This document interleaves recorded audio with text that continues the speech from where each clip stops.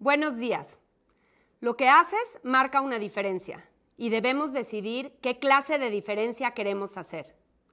Son palabras de la etóloga Jane Goodall, científica y activista inglesa, preocupada por los estragos que la actividad humana genera en el medio ambiente, un tema que hoy ya nos ocupa a todos. ¿Cuál es la mejor manera de reinventarnos con sostenibilidad? Yo soy Blanca Juana Gómez Morera, CEO de contenidos en Grupo Expansión. Dirijo un equipo talentoso de comunicadores de todo tipo, los mejores periodistas, analistas de información, diseñadores, marqueteros, y a nombre de todos ellos les doy la más cordial bienvenida al InterMX Expansión Summit 2022, que viviremos de hoy al miércoles 14 de septiembre. Por 8º año consecutivo, reunimos a los principales tomadores de decisión de este país, a las mentes más brillantes, a los estrategas que marcan tendencias. Durante 3 días tendremos a empresarios, ejecutivos, banqueros, activistas, artistas, deportistas, funcionarios públicos, inversionistas y académicos, mujeres y hombres, jóvenes y veteranos. Todos serán parte de un programa que nos ayudará a delinear dónde estamos parados como sociedad, qué enfrentamos y, lo más importante, cómo solucionar con responsabilidad nuestros mayores desafíos. Escucharemos los retos globales que vivimos de voz del Canciller de México. Analizaremos a la tecnología como apuesta clave para conseguir un futuro sostenible de la mano de quienes precisamente desarrollan hoy las mejores soluciones tecnológicas. Veremos cómo hemos cambiado como usuarios, como consumidores y como audiencias, y conoceremos qué hacen los gigantes de la industria para atendernos. Hablaremos de muchas cosas y llegaremos a conclusiones para enfrentar todas y todos una nueva realidad. Agradezco profundamente a nuestros patrocinadores: InterMX, Tata Consultancy Services, Oppo, Uber, Grupo Modelo, Total Play, Aeroméxico, Citibanamex, Globant, Philip Morris, Kio, Danone, Monte Shanick, Lenovo, Mercado Libre, Grupo GEA, Novartis, Enel, Sprite, Coppel, Veuve Clicquot, Ojo de Tigre y Dow Chemical. Gracias de verdad por la confianza que nos han tenido al sumarse a este Summit. También doy gracias a cada uno de los 118 ponentes por prestarnos un poco de su tiempo y conocimiento. A ustedes, nuestro exigente público estos 3 días, y claro, al profesionalísimo equipo de Expansión Publishing, que ha dejado el alma en la tremenda organización de el mejor foro de negocios de México. Nada más que decir, solo disponerlos a aprender, a hacerse de nuevas ideas y llenarse de inquietudes y buena energía creativa estos 3 días de contenido de lujo. Estoy convencida de que al final habremos crecido y hallado mejores caminos para que la reinvención sostenible sea una realidad.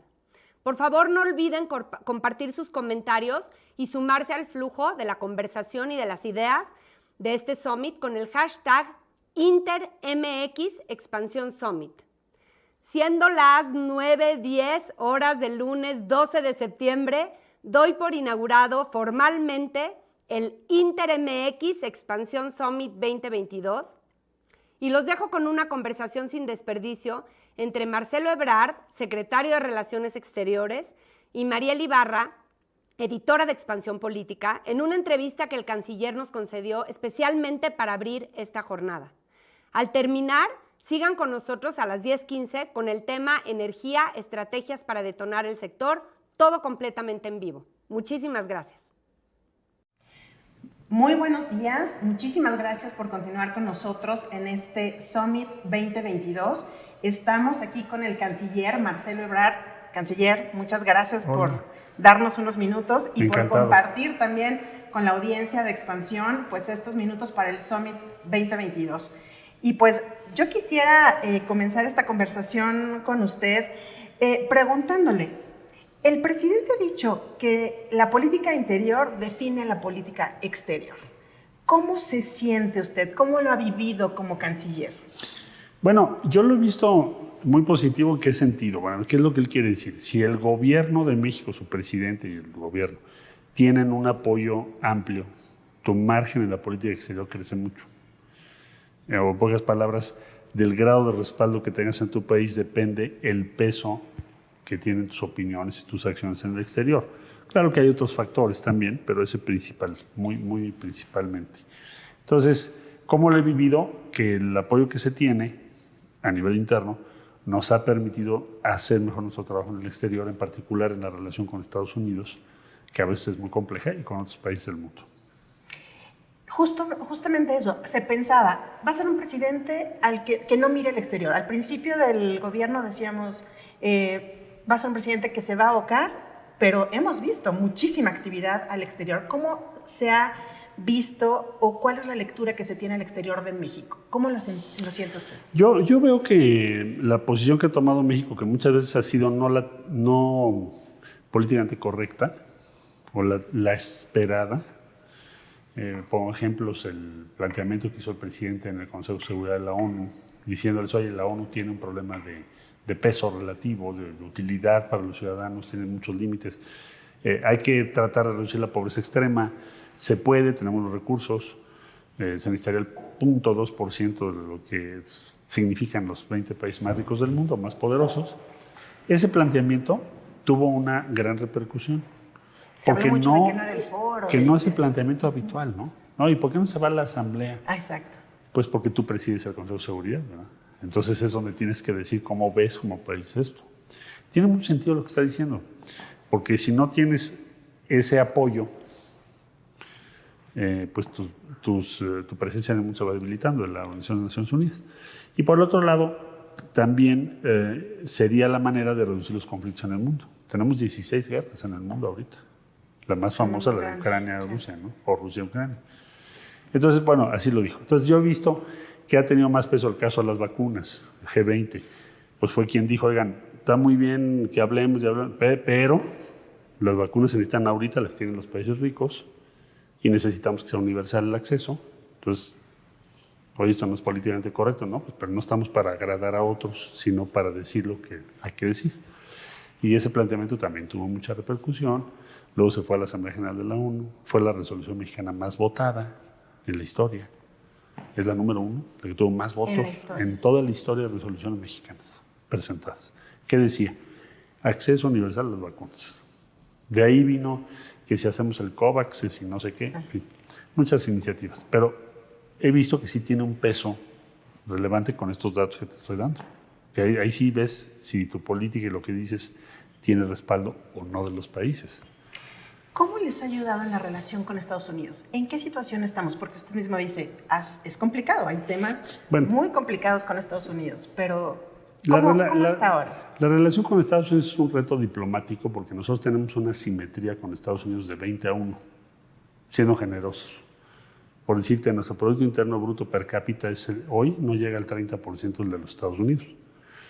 Bueno, entonces cuando tienes esa simetría, ¿cómo puedes construir una buena relación? Entonces habría como dos posibilidades. Una, que defienden muchas personas, oigan, hagamos todo lo que pueda complacer a Estados Unidos, no discutamos nada y prácticamente no tengamos política exterior. Esa es una forma de pensar. ¿Cuál fue su extremo de esa forma de pensar? Cuando invitan a Trump a Los Pinos a insultar a México, delante del presidente de México. Y no ganamos nada. ¿Te acuerdas que sí, eso sí. Bueno, nunca lo vamos a olvidar. Esa forma de pensar llevó a eso. La otra forma de pensar es, tengamos una integración económica con Estados Unidos, pero todos los días avancemos milimétricamente para que México pueda defender su propia visión de las cosas, su política exterior. Es decir, en la medida en que tú tengas tu propia autonomía protegida, sí, en esa medida te va a ir mejor. Son dos ideas distintas. Entonces estamos ahorita en esta segunda. El presidente ha sido claro ahí en el sentido de decir, no subordinación, un trato igual, porque estábamos acostumbrados justamente a que finalmente lo que se decía en Washington se cumplía aquí. ¿Cómo ha sido esa relación? Pero también a la par hemos visto, o como nunca hemos visto, a políticos y funcionarios de alto nivel aquí mismo, en la Cancillería, en el Palacio Nacional, como nunca. Sí, han venido muchos. Yo te diría, el respaldo que hay al gobierno, el nivel de aceptación que tiene el presidente es muy alto en relación a otros gobiernos, incluyendo el de Estados Unidos. O sea, el presidente de México tiene un apoyo superior al que tienen los presidentes de los países del mundo. Entonces eso le da también un peso relativo muy importante. Además representa una forma de pensar distinta, entonces ponen más atención y más cuidado. Y yo diría que la posición de México ha sido muy firme desde el principio. La negociación del Tratado de Libre Comercio, tú recordarás, estaba el presidente electo y nos tocó entrar a esa negociación. El presidente dijo, no voy a aceptar el capítulo de energía, como está. Hay que sacarlo y meter en cambio otro artículo, o grupo de artículos que son muy pocos, título 8, que establecen que México en cualquier momento puede cambiar su constitución, en fin, y hacer lo que considere conveniente. Eso es muy inusual en un tratado, porque los tratados más bien limitan las posibilidades que tienes. Bueno, esa posición tan dura que en ese momento hubo, llevó a que Estados Unidos finalmente dijera, ok, te reconozco ese derecho. Y así quedó establecido. Entonces, yo diría que la relación con Estados Unidos, lo que se ha ido avanzando es defender las posturas de México, lo que es estratégico para México, y al mismo tiempo cooperar en lo que es importante para los dos países, porque hay una interacción ya muy grande entre México y Estados Unidos. Entonces, eso limita también cualquier diferencia. Te pongo un ejemplo, Abbott, en Texas. Cierro la frontera y reviso los frenos de los trailers porque quiere votos. Y ser antimexicano, él cree que le va a dar votos. Y llevar a los migrantes a Nueva York. Y llevar unas cosas vergonzosas que se hagan en Estados Unidos, cuando Estados Unidos es un país de migrantes. Bueno, eso me imagino que en algún momento va a tener consecuencias muy grandes para él mismo. Pero regresando a lo que te digo, 2 días o 3 días paralizó el comercio entre México y Estados Unidos, hasta que lo tuvo que levantar por los costos en Texas. Texas y México somos socios, el principal socio mexicano es Texas, en la Unión Americana. Sí. Entonces, si tú paralizas el comercio de 2 días, pues te va a costar $500 millones. ¿Quién nos va a pagar? Entonces, esa interacción y magnitud de la integración económica y comercial limita cualquier diferencia que puedas tener. O sea, tiene que tener un límite, porque si no te cuesta mucho a los dos. Es un juego suma cero. Eso te va limitando. Claro. Conforme más comercio hay, menos posibilidades tienes de tener diferencias sustantivas en ese tipo de cosas. La frontera, el comercio, que si acceden a los productos o no. Estados Unidos acaba de tomar, por ejemplo, una decisión, un paquete de antiinflación, el presidente Biden, y meten un estímulo para que las baterías que se hagan en Estados Unidos tengan pues un subsidio de 1/3 del costo. Pues eso es jugar rudo, claro. Eso va en contra del tratado. Vamos a iniciar consultas para decir, oye, no estamos de acuerdo. Entonces, ¿qué quiero decir? Limita, y por otro lado, hay un sistema para resolver cuando hay diferencias, como esta que te acabo de referir, o la que vivimos con reglas de origen, interpretación de las reglas de origen y otras. También para lo que Estados Unidos, las empresas de Estados Unidos consideran respecto a decisiones de la Comisión Federal de Electricidad, también hay forma de resolverlo. Entonces, pues es una relación que ha ido evolucionando, madurando, yo creo que positivamente. Hay grandes temas entre las dos naciones, ya estos son unos, pero hay otros en los que México ha tomado protagonismo y es el asunto, por ejemplo, de las armas. A un año de que se interpuso esa denuncia, ¿cómo vamos? ¿Cuál es, digamos, el aprendizaje en este año y la mejor ganancia que se ha tenido en que un Estado como México lleve un pleito, digamos, porque nunca se había visto? Se está peleando en contra de un poder muy poderoso. De la industria de armamentos, que en Estados Unidos es una de las industrias más grandes, más importantes del mundo, tienen lobistas por todos lados, mucho dinero, en fin, un despacho gigante de abogados. Bueno, pero ¿qué hemos logrado? Por lo pronto, bueno, ya está en la Corte, estamos por iniciar el proceso en cuanto la Corte nos señale el inicio del procedimiento. Pero por lo pronto ya tienes al presidente de Estados Unidos diciendo, México se está quejando de esto, con razón, es decir, hay una coincidencia entre lo que estamos planteando nosotros y lo que el presidente Biden está planteando en Estados Unidos.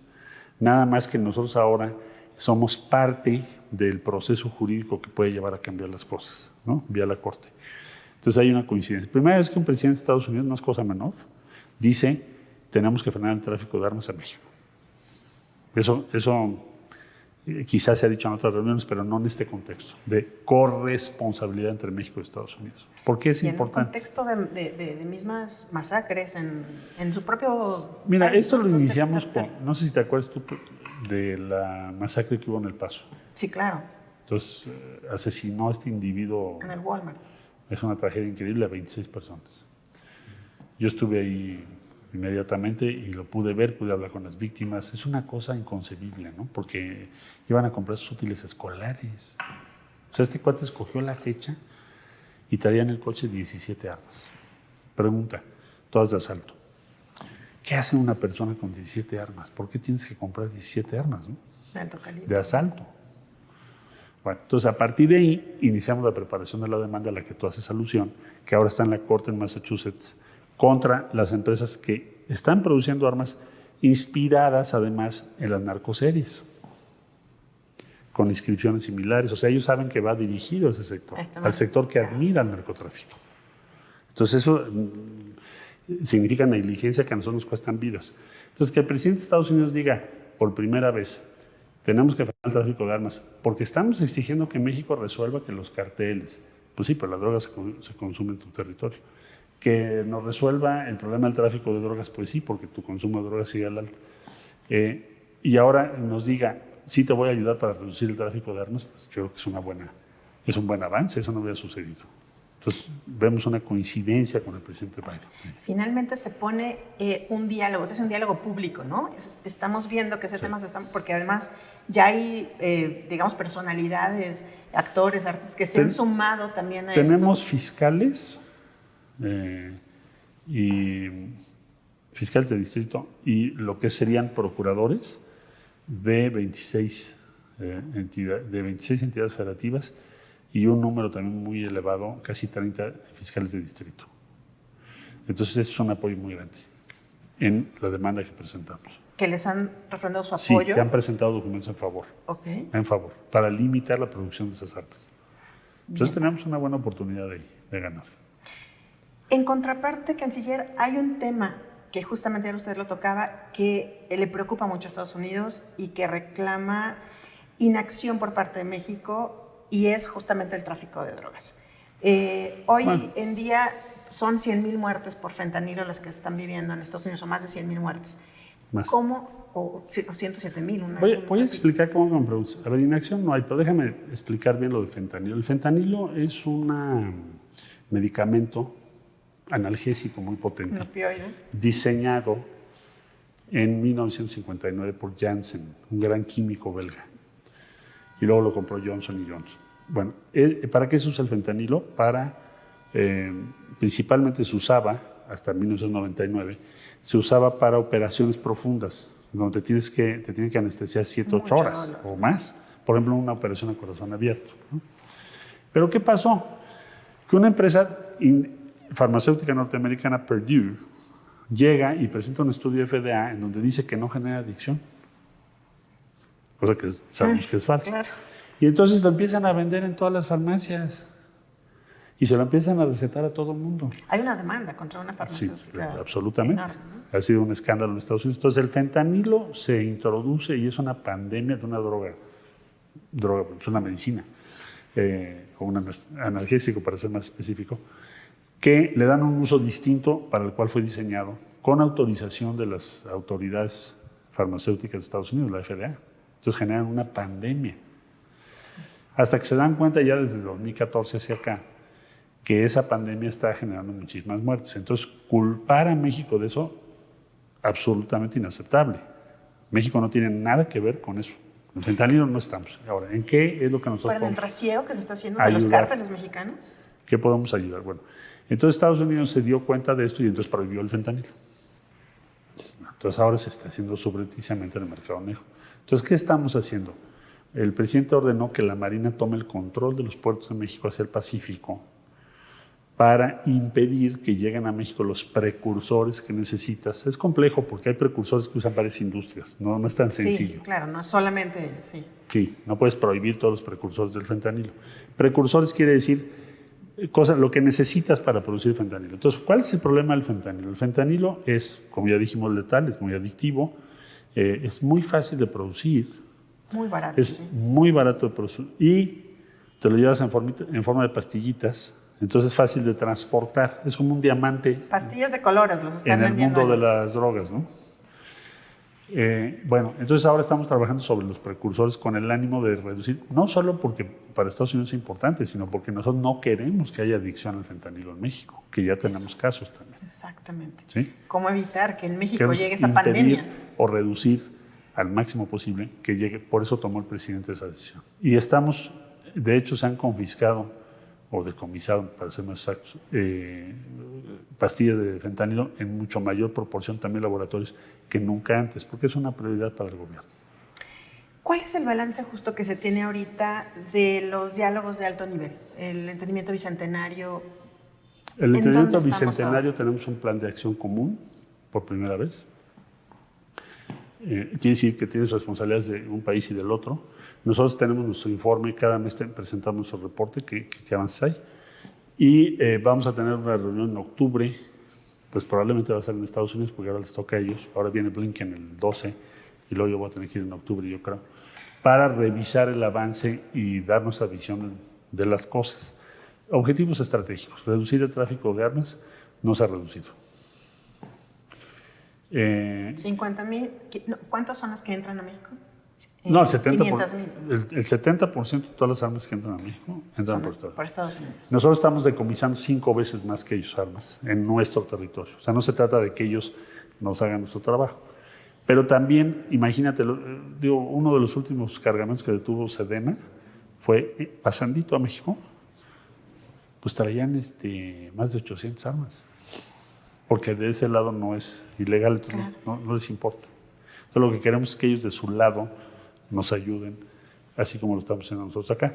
Lo mismo con fentanilo. Hay otra iniciativa importante que es unificar la tecnología, porque tenemos tecnologías distintas. Nosotros tenemos una tecnología más atrasada y ellos la tienen también incompleta en cuanto a que no cubren todos los puntos. Entonces vamos a usar mucho más tecnología en México y Estados Unidos para reducir ese flujo de drogas. Estamos a prácticamente 2 meses de que vengan los presidentes a la cumbre de líderes de América del Norte. ¿Cómo vamos ahí? ¿Cuáles van a ser los temas para continuar el diálogo que se Pues les vamos a dar un reporte. El tema primordial de los dos, la otra vez hablaron 3 horas. De hecho, nosotros ni hablamos. Ya sabes que habíamos preparado todos los temas, se quedó guardado todo ahí. Sí. Entonces, hablaron de temas muy profundos, ¿no? Ellos dos, también el primer ministro Trudeau. Pero en fin, ¿qué es lo que yo pensaría? Que hay una identidad en la visión y en cierta medida en la ideología que tienen los 3 líderes. Los 3 líderes son susceptibles a cuestiones sustantivas como qué va a pasar con los pueblos originarios. Esto que el presidente ha promovido de, vamos al plan de justicia para los yaquis, también es una prioridad para Trudeau, también para Biden. Temas como cómo podemos hacer que Norteamérica se integre mejor, nos protejamos como región, tengamos seguridad alimentaria, tengamos seguridad en todos los sentidos, nuestras cadenas de valor. Entonces yo creo que va a ser una buena conversación y ver en dónde estamos de lo que nos ordenaron hace un año. O sea, nosotros tenemos que llevar los entregables. ¿No? ¿Qué se ha hecho? Y en el tema energético, sabemos que pues evidentemente se están sentando las 3 naciones en estos mecanismos que hay del TEMEC. ¿Cuáles son? Y acaba de haber una reunión, va a haber una reunión presencial. ¿Cómo vamos ahí avanzando? Bueno, los paneles... ¿Se confía en que México pueda salir, digamos, yo los paneles los veo positivos como método, porque antes no había paneles. Es más, Estados Unidos no aceptaba paneles, hasta hace muy poco. En todo el periodo del Tratado de Libre Comercio, que yo recuerde, casi no hubo ningún panel. Debe haber habido alguno tal vez, pero muy excepcional, si es que lo hubo. Porque en general no se aceptaba. Y ahora vemos que se está normalizando eso.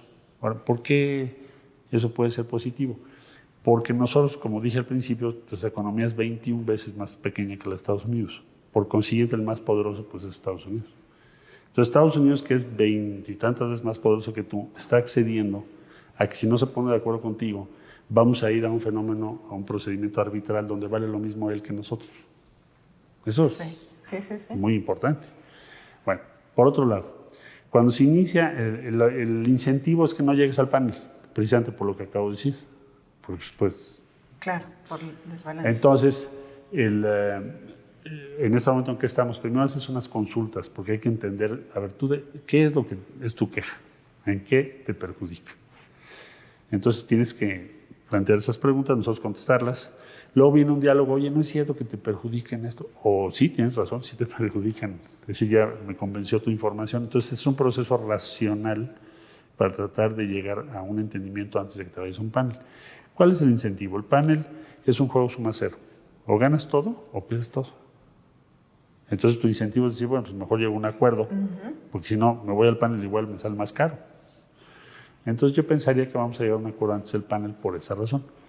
¿Puede haber otros paneles? Sí. Pues México ha planteado, como ya dije, otros temas. Baterías, Esto de las baterías pues es un golpe bajo. O sea, ¿cómo?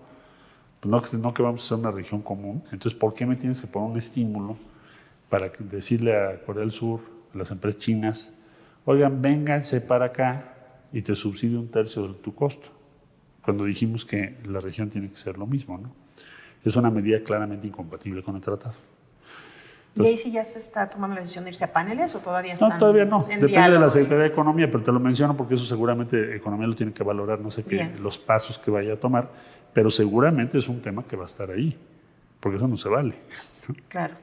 ¿Cómo ha cambiado la relación con América Latina y el liderazgo de México en esta región? México ha hecho un cambio muy drástico en la política hacia América Latina y el Caribe. Para empezar, ya como lo expliqué, no existía esa prioridad, ahora sí. Nosotros pensamos en sentido contrario, es decir, México es parte de América Latina y Caribe, debe estar ahí, estamos presentes, estamos impulsando la comunidad de estados latinoamericanos y caribeños. Fuimos por Evo cuando se dio este intento de golpe de Estado, que estuvo en peligro su vida. Estamos en los diálogos de Venezuela presentes.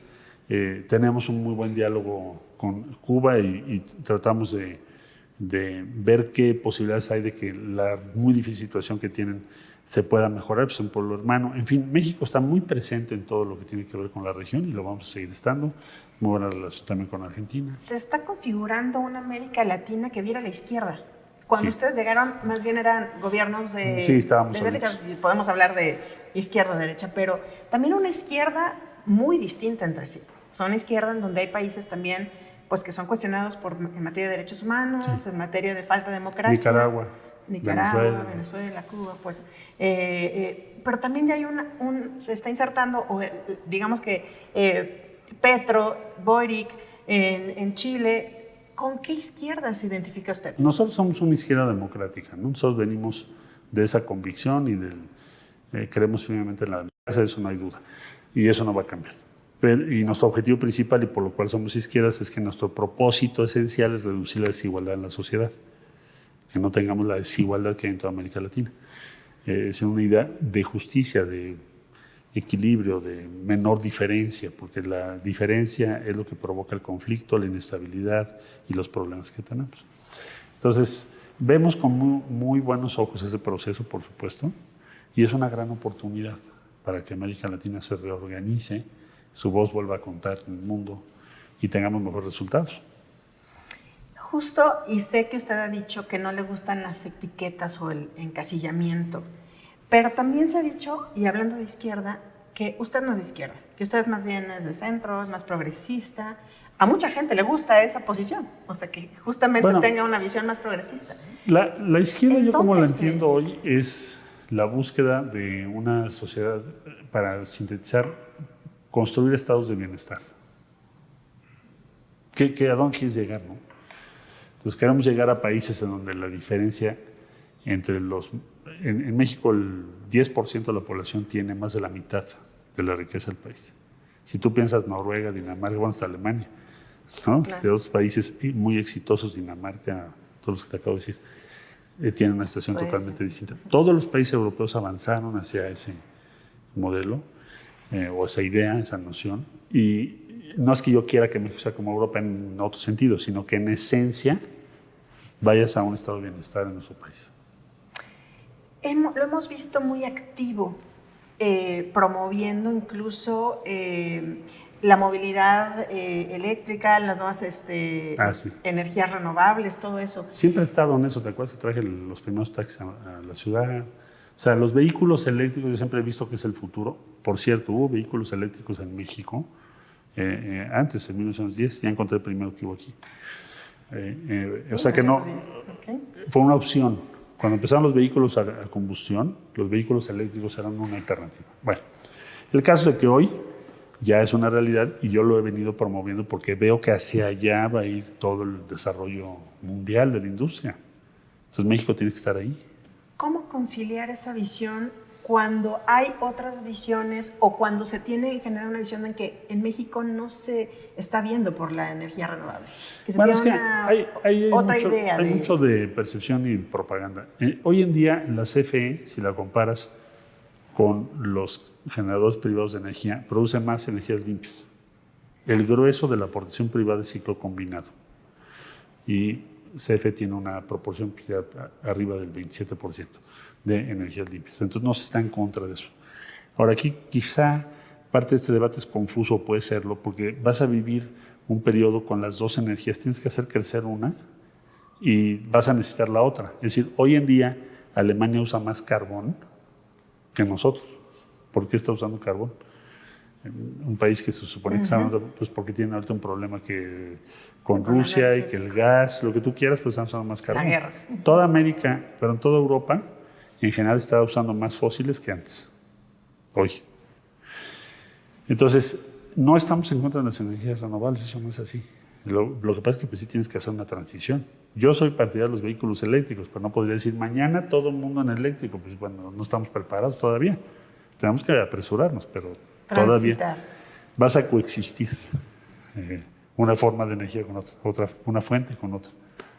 Situándonos en el país, canciller, ¿cómo definiría usted el momento político que estamos viviendo? El momento democrático. Yo diría que estamos viviendo un momento excepcional si nos comparamos con otros países del mundo. Tienes un nivel de apoyo muy importante a nuestra forma de gobierno, además del gobierno en sí, y eso te da una posibilidad de inversión, de crecimiento muy importante. Además tenemos una gran oportunidad por la situación de que va a haber mucha relocalización de inversiones. Eso es un hecho. Apenas ayer estuve en Ciudad Juárez. ¿Por qué?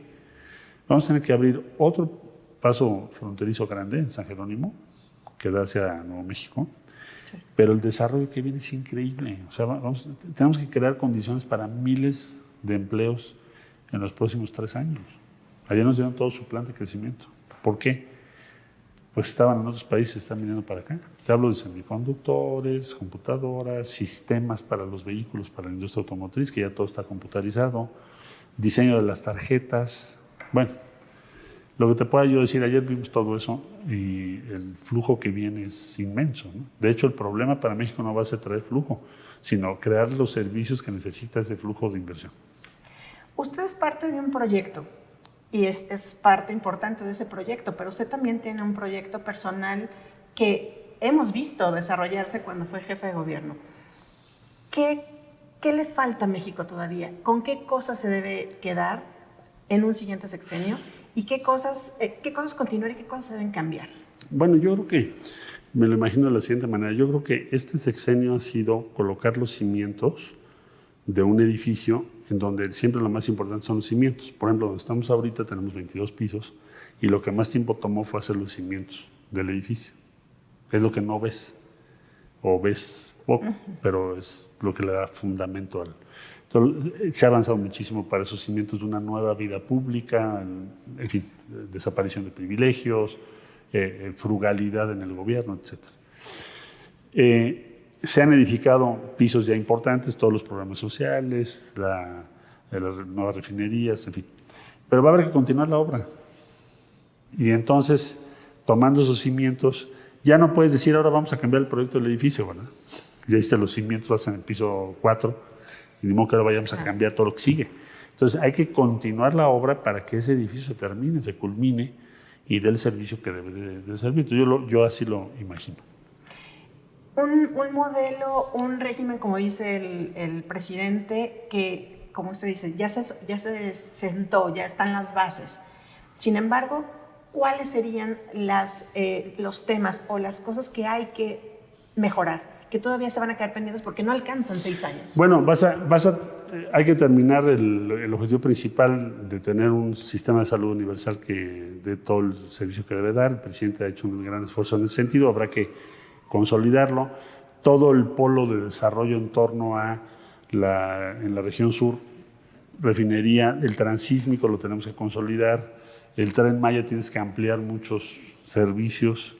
Respecto al norte tenemos que hacer una infraestructura increíblemente, bueno, vamos a tener que hacer muchísimo por el ritmo de inversión que hay y porque es donde menos agua tenemos. Y tenemos lagunas también de energía que tenemos que conectar. Entonces, son retos tremendos. México hoy tiene otras cosas que habría que hacer. Tenemos 216 patentes registradas, China tiene 55,000. Sí. Entonces, eso nos apuramos a ver quién nos va a esperar, ¿verdad? Tenemos que elevar nuestros promedios en el examen PISA. Tenemos que elevar el promedio de nuestra educación superior. Hay bastantes cosas que tenemos que hacer o continuar de lo que ya se ha hecho. En México se habla de dos proyectos que en realidad yo veo muy difícil que haya un proyecto, más bien se tiene que construir el siguiente proyecto, sí. Hay uno, se tiene que construir el siguiente proyecto. ¿Cómo está construyendo usted eso? Bueno, yo diría que hubo una idea del país de los años 90 hasta 2018 que ya quedó descartada. Es decir, no solo por México, sino porque en todo el mundo el consenso globalizador se acabó con lo que vivimos en la pandemia y ahora tienes otra realidad geopolítica. Entonces, adiós. Entonces ahora tienes que crear algo diferente, tomando elementos distintos frente a lo que viene. Ya dije yo, ya sentaron cimientos muy importantes, tenemos que también tener cierta capacidad de adaptación. Nuestra gran oportunidad es atraer la inversión que se va a relocalizar a México y acelerar el crecimiento del país. Ese es digamos, como lo principal que tienes que lograr en los próximos años. A mí no me gusta decir que hay dos visiones, pero ¿cómo conciliar?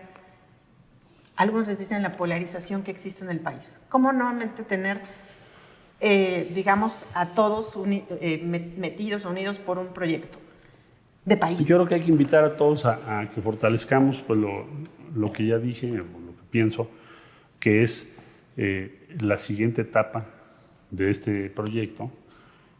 Finalmente es lo que tenemos que lograr. Y pensaría yo que es muy factible hacerlo. También en materia de seguridad tenemos que meter mucha tecnología, pero ya el presidente creó la Guardia Nacional. Es una ayuda tremenda, ¿no?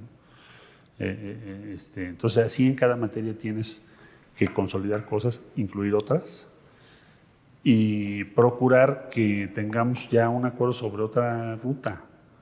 Ya la ruta anterior ya no va a regresar. Hay mucha nostalgia, eso ya se acabó. Estamos en otro mundo, construir cambió. Otro.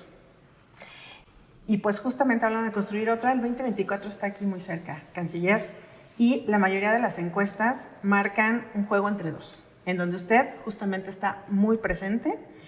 ¿Cómo se siente un año de arrancar formalmente el proceso, me refiero en el INE, que se arranque formalmente el proceso para la presidencia? Estamos hablando en septiembre de 2023.